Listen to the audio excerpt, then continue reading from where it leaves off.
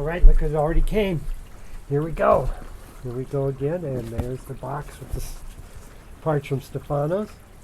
Let's pop this baby open. Yeah, there we go. Let's see what we got in here. This is going to be for the machine. Stefano's is good. All right, O-rings. Ooh, la la, look at that baby. That's right, a brand new stainless steel healing element. I've never used one before. I've always had the brass. I've had to stoop down, but you know, it's not bad. Pretty good. Not as good as the brass one, but there it is. Look at that baby. 110 4-pronger. Looking pretty damn nice. There we go. Yeah, there we are. Stefano packs things really good if you order from him. I do all the time. And things get here quick, so. And we got a few other goodies. Not a ton of stuff, but pretty good. So we have the O-ring. That's the slightly thicker one. Just because it's an old machine, I thought it might work better. If it doesn't, I'll order it. And yeah, we got these. 3 new screws. And yeah. So put those away so I don't lose them. But we got the nice 3 screws. Brand new ones. Alright, shorter. Ooh, hex ends. Yeah, that's nice. And then we got the gaskets. And a couple washers for the sight glass. So we have some new ones. Excellent. And I like to do the washers too. Just because I like that style. It just seems a lot firmer. It's always good to order the good parts, because it pays off in the long run. As you see, we're going to do a little repair on a machine too. And then here's our other things we have. I have, this is a brass cap. Pretty battered. Lost one of its pins. You can see, but so I'm going to send this off to Gabor, and we'll see if he can get this thing going again. And then this is the other one. This one's going to have a project I had obtained. This one was just pretty good, but it was cut off, so the old base is still right here. What I'm thinking of doing is just giving it a nice bath, and maybe I'll be able to pull that off of here and spin it off. Look, it has a lot of calcium from wherever I got it, but it was cheap. And if not, I may just put it in a heavy-duty vise and hit this part. It's pretty thick, though. Just smack it, see if I can bend it in, but I'll figure out some way to get this, and then we'll send that off to Gabor. But it'll be a fun little project to see if we can get those threads off. What the heck? Anyway, so that's the news on this. So we got the parts. Oh yeah, nice little receipt, not too bad. All paid in full and packaged.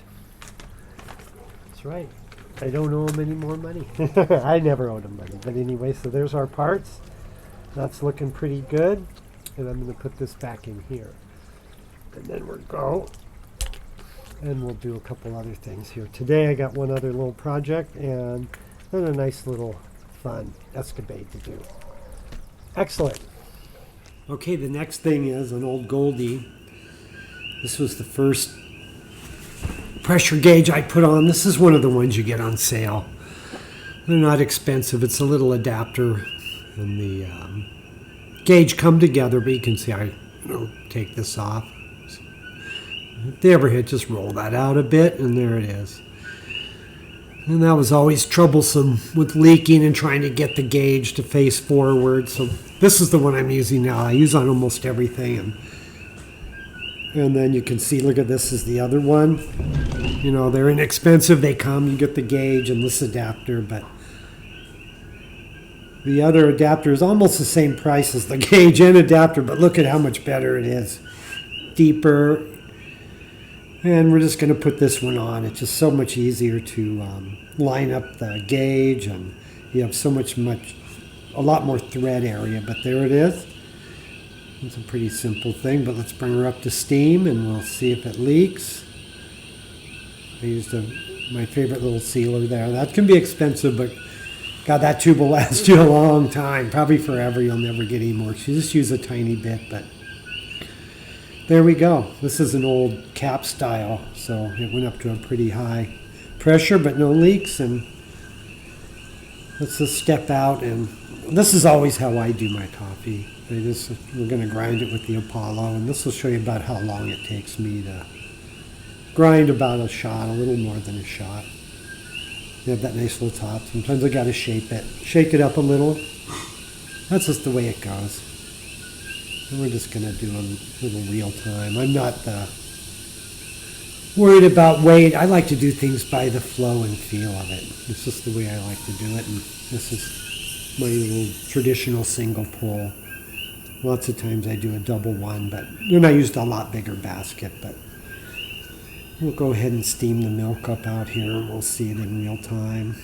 That little cat was Myrna running by there, and I did speed up the speed there because we don't need to see that. But here we go.